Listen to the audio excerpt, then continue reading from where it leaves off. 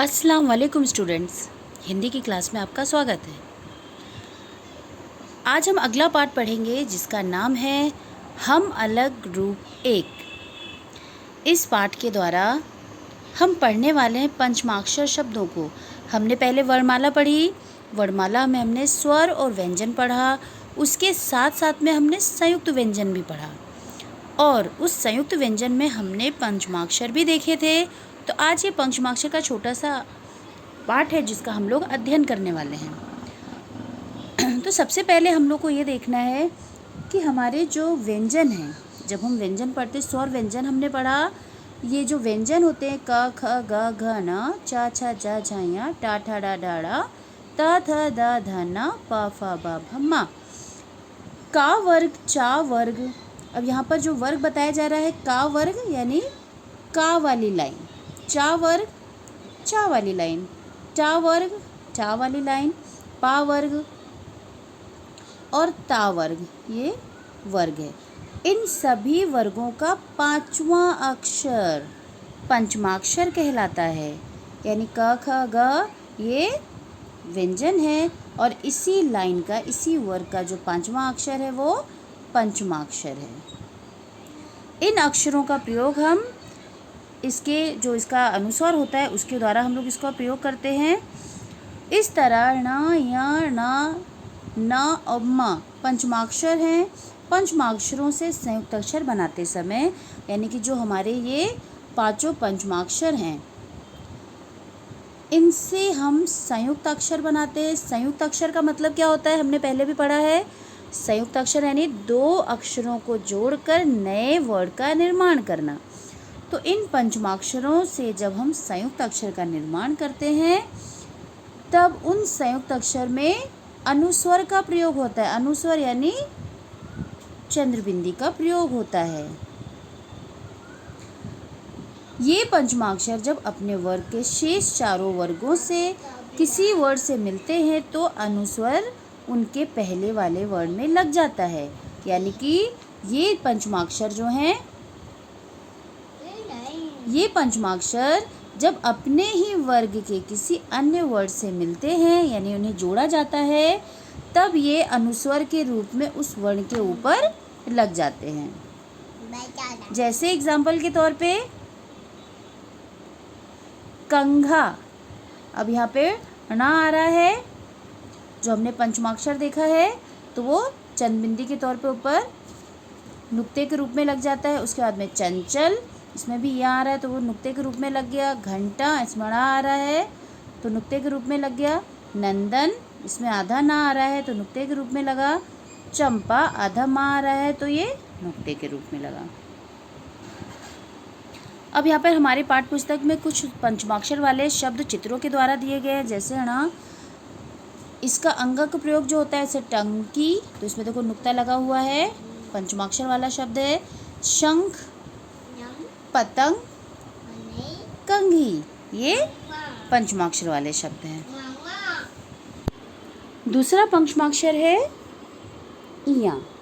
अब इसको हम देखेंगे जंजीर, झंझावट, कंचा, पंछी। दूसरा है णा, घंटा, डंठल, डंडा, पंडर, पंडरपुर। ना, आधा ना पंचमाक्षर के रूप में प्रयोग करते हैं। आधा ना तो संतरा, ग्रंथ, संदूक, कंधा। उसके बाद में आधा माँ पंचमाक्षर के रूप में प्रयोग होता है ये चंपा, गुफन, कंबल, खंबा।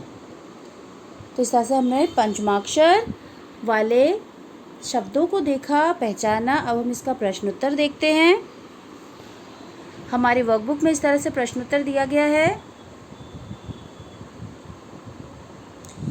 पंचमाक्षर वाले पंचमाक्षरों से युक्त निम्नलिखित शब्द पढ़ो और लिखो। यानी इन शब्दों को पढ़ना है और लिखना है। पहले देखो न, अंगा से देखो यहाँ पे टंकी, शंख, पतंग, कंघी, गंगा। यहाँ से कंचा, पंछी, जंजीर, झंझावट, खंजर। उसके बाद अगला है पंचमाक्षरों से युक्त निम्नलिखित शब्द पढ़ना। ये आपका होमवर्क है, आपको इसको पढ़ना है और सुंदर राइटिंग में फिर नीचे लिखना है। जैसे मैंने ऊपर लिखा है उसी तरीके से आपको उसे लिखना है। जैसे ना घंटा, डंठल, डंडा, पंढरपुर, खंडहर। 9 वाले संतरा, ग्रंथ, संदूक, कंधा, बंदूक, अधमा, चंपा, गुफन, कंबल, खंबा, दम। इनको आपको देखकर पढ़ना है और उसके बाद में लिखना है। अगला प्रश्न है,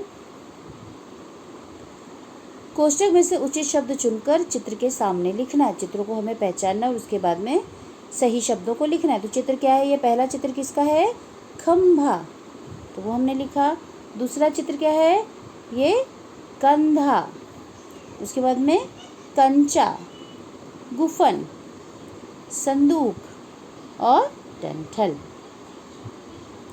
अगला प्रश्न है, मौखिक कसौटी का प्रश्न है, नीचे दिए गए शब्दों में से सही वर्तनी वाले शब्दों को का क्रमांक बताओ। यानी कि जितने ये इनमें से सही शब्द वाला है उसका क्रमांक यहाँ पर लिखना है हमको। तो मैंने अंडरलाइन किया, आप लोग आगे उसके क्रमांक लिखेंगे।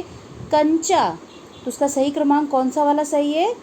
3rd वाला सही है। उसके बाद में दूसरे में शंख, यानी पहला वाला सही है।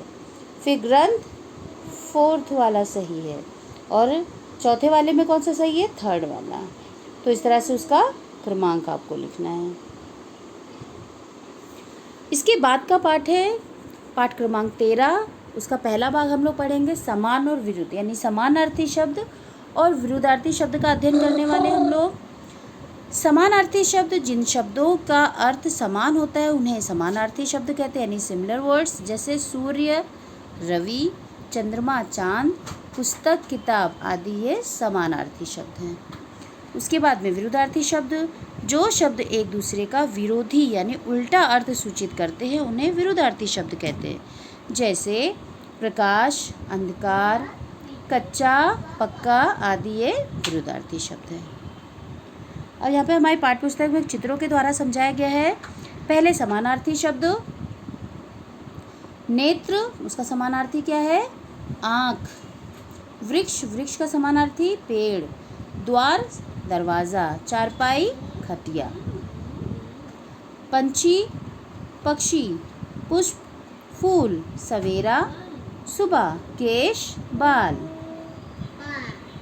अब हम देखेंगे विरुद्धार्थी शब्द। दिन, रात। कम, अधिक। ये अपोजिट है। ऊपर, नीचे। छोटा, बड़ा। ये अपोजिट देखो चित्र से भी हमको पता चल रहा है विरुद्धार्थी। गरम, ठंडा, चाय गरम है और आइसक्रीम ठंडी है। बंद, खुला, यानी बक्सा संदूक बंद है और इधर खुला। सुखी, दुखी, यहाँ पे 2 चेहरे बने हुए, एक सुखी और एक दुखी है। आगे, पीछे, लड़की दरवाजे के आगे खड़ी है और लड़की दरवाजे के पीछे खड़ी है। तो ये विरुद्धार्थी शब्द। अब इसका भी प्रश्नोत्तर अभ्यास करते हैं हम लोग। आपकी पाठ्यपुस्तक में वर्कबुक में ऐसे प्रश्नोत्तर दिया गया है। कोष्ठक में से चुनकर निम्नलिखित शब्दों के समानार्थी, ब्रैकेट में समानार्थी दिया गया है, वहाँ से हमको लिखना है। पुष्प, फूल।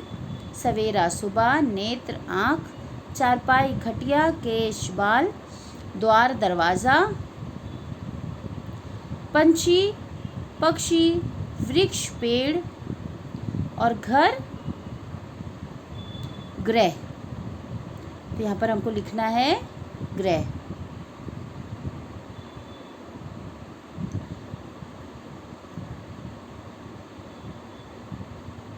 ग्रह जो यहाँ पे थर्ड लास्ट ऑप्शन में दिया गया है। उसके बाद दूसरा प्रश्न है विरोधार्थी शब्द यानी अपोजिट वर्ड। छोटा, बड़ा। ठंडा, गरम। दिन, रात। खुला, बंद। अधिक, कम। सुखी, दुखी। आगे, पीछे। ऊपर, नीचे। सुगंध, दुर्गंध। उसके बाद में अगला प्रश्न है यहाँ पर, निम्नलिखित प्रश्नों के उत्तर विरुद्धार्थी शब्द लिखकर दो। यानी जो प्रश्न दिया गया है उसका उत्तर विरुद्धार्थी शब्द लिखना है। पहले प्रश्न का उत्तर लिखा गया, जैसे बर्फ़ कैसी होती है? बर्फ़ ठंडी होती है, उसका उत्तर लिख दिया गया है। अभी दूसरा है प्रश्न, आग कैसी है? आग कैसी होती है? गर्म होती है। गेंद कैसी है होती है? छोटी। फुटबॉल कैसा होता है? बड़ा। सूरज कब निकलता है? सुबह। चाँद कब चमकता है? शाम को या रात में। दिन में क्या होता है? उजाला। रात में क्या होता है? अंधेरा। अब इन्हीं शब्दों का ये अपोजिट है, विरुद्धार्थी है। इनाम मिलने पर हमें क्या होता है? खुशी मिलती है। और डांट पड़ने पर क्या होता है? दुखी होते हैं। रिक्त स्थानों में कोष्ठक में दिए गए शब्दों के विरुद्ध। अब यहाँ पर जो ब्रैकेट में दिया गया है शब्द, इसका ही हमको अपोजिट लिखना है। तो बंद, खुला, दरवाज़ा खुला है। छोटा, तो घर बड़ा है, उसका अपोजिट क्या हुआ? बड़ा। तुम मेरे पीछे हो, आगे दिया गया है तो इधर पीछे लिखना है। यहाँ ठंड कम है क्योंकि यहाँ पे शब्द दिया गया है अधिक। गाय पेड़ के नीचे है, ऊपर का अपोजिट क्या होगा? नीचे। अगला प्रश्न है, ये आपका होमवर्क है। वाक्यों में अधोरेखित शब्द का समानार्थी शब्द पर्यायों से ढूंढकर लिखना है। यानी यहाँ पर 3 ऑप्शन दिए गए हैं, 4 ऑप्शन दिए गए हैं। इन शब्दों में से सही शब्द, उसका समानार्थी शब्द, सिमिलर वर्ड ढूंढकर लिखना है। जैसे कक्षा 5 की इतिहास की किताब बहुरंगी है, तो किताब का समानार्थी क्या हुआ? पुस्तक। यहाँ पर क्या लिखेंगे? पुस्तक। मछली पानी में रहती है, तो पानी का समानार्थी क्या है? जल। तो यहाँ पर क्या लिखेंगे? जल। तो इसी तरह से इन शब्दों का, जैसे तितली बागीचे में उड़ती, तो बागीचे का समानार्थी। हवा बहुत तेज चल रही है, तो हवा का समानार्थी आपको लिखना है। दूसरा प्रश्न है, रेखा खींचकर विरुद्धार्थी शब्दों की जोड़ी बनाइए। ये भी आपका होमवर्क है। विरुद्धार्थी शब्दों को जोड़ी बनाना है। एक मैं आपको बता रही हूँ, जैसे कम, तो कम का विरुद्धार्थी क्या होगा? अधिक। ऊपर, ऊपर का विरुद्धार्थी क्या होगा? नीचे। तो इस तरह से आपको जोड़ियाँ बनानी है। ये आपका होमवर्क है। तो इस तरह से हमने पंचमाक्षर शब्दों को सीखा, उसके साथ में समानार्थी और विरुद्धार्थी शब्दों को सीखा। धन्यवाद।